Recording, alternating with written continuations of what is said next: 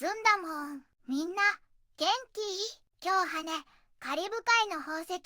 ドミニカ共和国じゃないよ、ドミニカ国を紹介するのだ。実はドミニカ共和国とドミニカ国って全然別の国なんだって。名前が似てるからって同じ場所じゃないんだぞ。びっくりでしょ。今日はそんなドミニカ国からとびきりホットなニュースを5つ紹介するのだ。中でも特に注目なのが2つ目のニュースなのだ。オンライン女性イベント女性間の傷癒し連帯強化へという記事なのだ。女性たちの絆を深める素敵なバーチャル集会が開催されるのだ。ワルシナ・キャンディ・スタウトさんが2025年7月19日土曜日にシスター、運動を癒し、本当の声を解き放つをテーマに世界中の女性をつなげるイベントを企画したのだ。女性同士の競争や比較、シスター、運動と呼ばれる心の傷を癒すとっても素敵なイベントなんだ。参加者は安心して自分の気持ちを話せる場所、お互いを支え合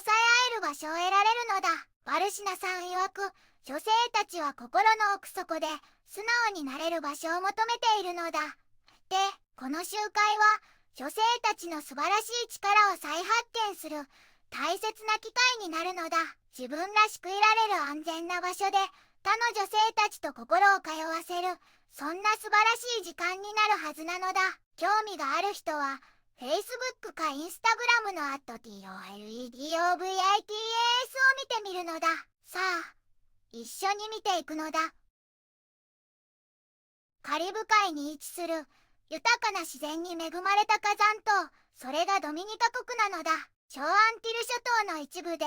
首都はカラフルな港町ロゾーなのだよ。この国は自然の島と呼ばれ、手つかずの熱帯雨林や温泉、美しい滝が魅力。世界遺産のモルヌトロワピトン国立公園はフットオコなどユニークな見どころがいっぱいなのだ。主な産業はエコツーリズムと農業で、バナナや柑橘類が有名だよ。イギリス連邦に属する共和制の国で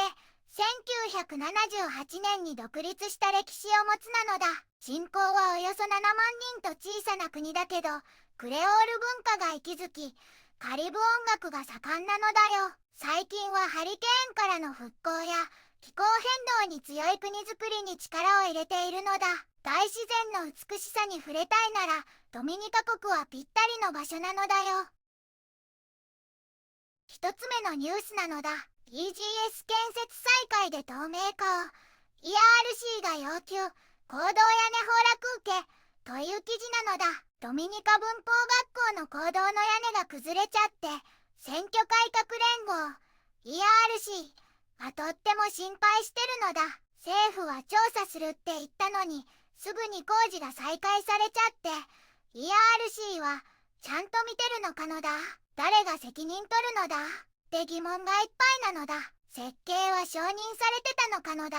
検査はしたのかのだ。構造技師はちゃんと調べたのかのだってたくさんの質問を出してるのだ。公道の屋根が崩れたのは工事の仕方が悪かったんじゃないかって見られてるから、安全をしっかり確認してからじゃないと学生さんたちを入れちゃダメだって言ってるのだ。教育大臣や首相代理は安全が一番大事なのだって言って工事を止めたり独立した会社に調べさせたりするって約束したのだ。でも ERC はあんまり詳しいこと言ってくれないのだって不満みたいだし、工事が急ピッチで進んでるのを心配してるのだ。新しい学期に間に合わせようと急いでるみたいだけど、原因がはっきりしないまま進むとみんなの安全が危ないし信頼もなくなっちゃうって警告してるのだ。このプロジェクトなんと5500万 EC ドル以上もかかるんだって。だから ERC は政治家さんやいろんな団体、若者たちにもこの問題について一緒に考えてほしいのだって呼びかけてるのだ。 ERC はこれからもずっと透明性と責任を求めてドミニカの学生さんたちを守るために頑張るって言ってるのだ。ちなみに今壊れた公道の工事は止まってるらしいのだ。これで少しは安心なのだ。二つ目のニュースなのだ。オンライン女性イベント、女性間の傷癒し連帯協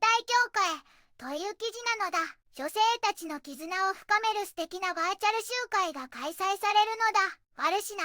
キャンディ、スタートさんが2025年7月19日土曜日にシスター、運動を癒し、本当の声を解き放つをテーマに世界中の女性をつなげるイベントを企画したのだ。ワルシナさんはご自身の経験から女性同士の競争や比較が友情を損ねていると感じているのだ。この集会はそんなシスター、運動と呼ばれる女性間のライバル意識や嫉妬、噂話から来る心の傷を癒すことを目指しているのだ。参加者は非難されない安心な場所で自分の話を共有したり、感情を表現したり、お互いを支え合ったりできるのだ。ワルシナさんは女性たちは心の奥底で素直になれる場所を求めているのだと話しているのだ。この集会は女性たちが本来持っている助け合い、励まし合うという部族的な性質を取り戻し、相互の尊重とサポートを築くための大切な機会なのだ。自分らしくいられる安全な場所で他の女性たちと心を通わせる、そんな素晴らしい時間になるはずなのだ。興味がある人は Facebook か Instagram の@TOLEDOVITAS を見てみるのだ。3つ目のニュースなのだ。ゴンサルベス首相、一部 CARICOM 国にカリブ開発基金への合意拠出求めるという記事なのだ。セント・ヴィンセントおよびグレナディーン諸島のラルフ・ゴンサルベス首相がカリブ共同体開発基金、略して CDF への拠出を強く呼びかけたのだ。この CDF はカリブ共同体、つまり CARICOM の中で経済的に恵まれない国や地域を助けるためのとっても大切な基金なのだ。資金援助だけじゃなくて技術支援もしてくれる大事な役割があるのだ。だけどね、残念なことにトリニダード・トバゴやジャマイカを含むいくつかの国が約束したお金をなかなか出してくれないみたいで、首相はとっても心配しているのだ。この基金は CARICOM の加盟国同士の格差をなくすためにあるのに、お金が集まらないと効果的に活動できないのだ。首相は法律で定められたチャグアラマス条約でもこの CDF の目的がはっきり書かれていることを強調したのだ。みんながお金を出せば困っている国が安くお金を借りられたり、必要な助成金をもらえたりするのだ。でもまずはお金が基金に入っていないと始まらないのだ。さらに心配なのは基金への拠出額が過去のサイクルと比べてどんどん減ってきていることなのだ。最初はたくさん集まったのにだんだん少なくなって今はさらに減っているのだって。首相はみんなで地域を支えるためにはそれぞれの国が責任を持ってこの基金に協力してほしいと強く訴えているのだ。みんなで力を合わせることが CARICOM 全体の発展につながるのだなのだ。4つ目のニュースなのだ。読者投稿、エコ視聴の誤解防止という記事なのだ。ねえねえ、ずんだもんなのだ。最近イギリスでコーヒーの広告が問題になった話を聞いたのだ。コーヒーが堆肥化できるって宣伝してたんだけど、実は家庭用じゃなくて特別な工業施設じゃないとダメだったから広告が禁止されちゃったのだ。曖昧なエコ表現が誤解を招くってことなのだ。こんなエコ詐欺は私たちカリブ海地域でも考えるべき大事なことなのだ。カリブ海はコーヒー産業が盛んだけど、本当にゴミを減らすパッケージを使ったり透明な情報提供をしてるのかな。消費者保護の機関はこんなエコ詐欺をちゃんと見張ってくれてるのかな。この地域は環境への意識が高いって誇りを持ってるけど、しっかり監視しないと曖昧なエコ表示はみんなの信頼をなくしちゃうのだ。だから地元の規制機関やコーヒー組合には堆肥化可能とかリサイクル可能、エコフレンドリーみたいな言葉のガイドラインを決めたり、パッケージがちゃんと国際基準に合ってるか評価したり、消費者がどうやってゴミをちゃんと捨てられるか正確な情報を教えたりしてほしいのだ。もしカリブ海のコーヒーブランドが環境意識の高い世界の市場で成功したいなら、正直さと信頼が絶対に必要なのだ。イギリスの例から学んで、私たちの地域の生産者がただ持続可能性を主張するだけじゃなくて、本当にそれを実践する手助けになるのだ。だからカリブ海のコーヒーに関わるみんなに問いかけたいのだ。私たちの大切な産業の持続可能性と評判をちゃんと守る準備はできてるのかな。5つ目のニュースなのだ。西インド諸島 OT20i シリーズ代表発表という記事なのだ。西インド諸島クリケット協会 CWI がオーストラリアとの T20 国際シリーズに向けて16人の選手を選んだのだ。このシリーズは7月20日から28日までジャマイカのサビナパークとセントキッズで開催されるのだ。シャイ・ホーク選手がキャプテンを務めて、ジェイソン・ホルダー選手やアティール・ホセイン選手など経験豊富な選手も名を連ねているのだ。ヘッドコーチのダレン・サミーさんは、チームの目標は ICC ランキングを上げることと、来年インドとスリランカで開催される T20 ワールドカップへの準備だと話しているのだ。私たちの目標は、2026年の T20 ワールドカップで優勝することなのだ。チームは前回のシリーズから継続性を持ち、ワールドカップに向けてスタイルをさらに磨いていくのだ、と強調したのだ。ホームでの連敗からの巻き返しも狙っているのだ。今回のチームには、アイルランドに勝利した主力メンバーに加えて、シュエール、アンドリュー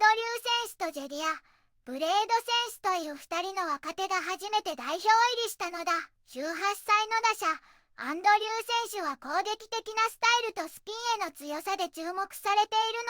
のだ。サワンシーマーのブレード選手は、パワープレイでのウィケット獲得能力が高く評価されているのだ。このシリーズでチームは、来年のワールドカップに向けてさらに勢いをつけていくのだ。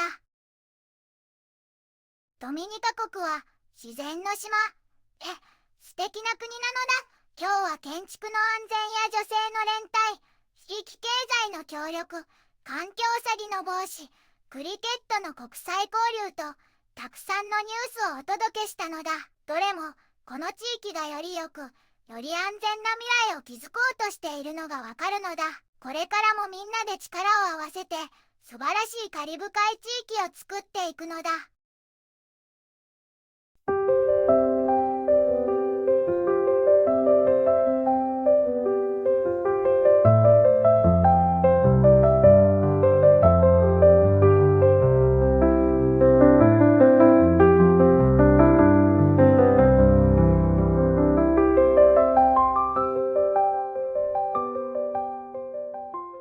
こんにちはなのだ。この番組では世界のあまり知られていない国や地域からちょっと不思議でちょっと感動するニュースをお届けするのだ。日本ではあまり話題にならないけど、世界には僕たちが知らないままの出来事や優しさや驚きに満ちた物語がたくさんあるのだよ。テレビでもネットでもあまり見かけない。けれど本当はもっと伝えられるべき小さな世界の声。そんな声を僕と一緒に見つけに行くのだ。さあ、一緒に知られざる世界の旅を始めるのだ。